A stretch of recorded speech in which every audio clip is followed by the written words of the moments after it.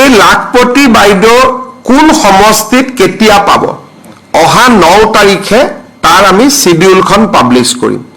আগষ্ট মাহত কোনে পাব সেপ্টেম্বৰত কোনে পাব প্ৰত্যেক মাহত 30টা সমষ্টিক আমি দি যাম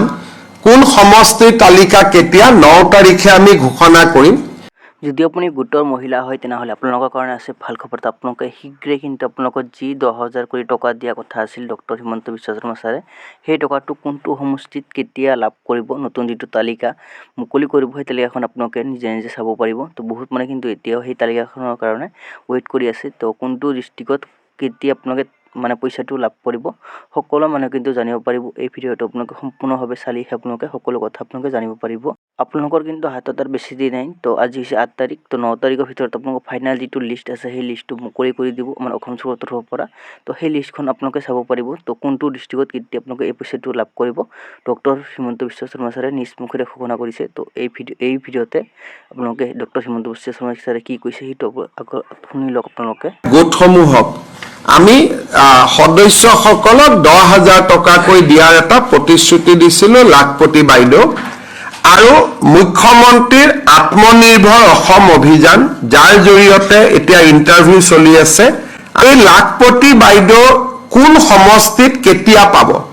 অহা 9 তাৰিখে তাৰ আমি শিডিউলখন পাব্লিছ কৰিম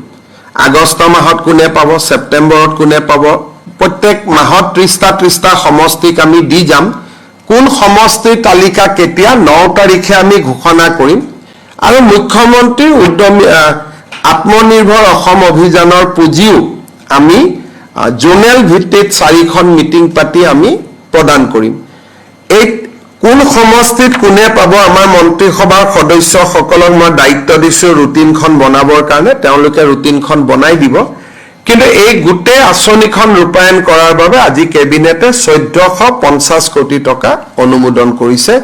যাতে মুখ্যমন্ত্ৰী মহিলা উদ্যমিতা আঁচনি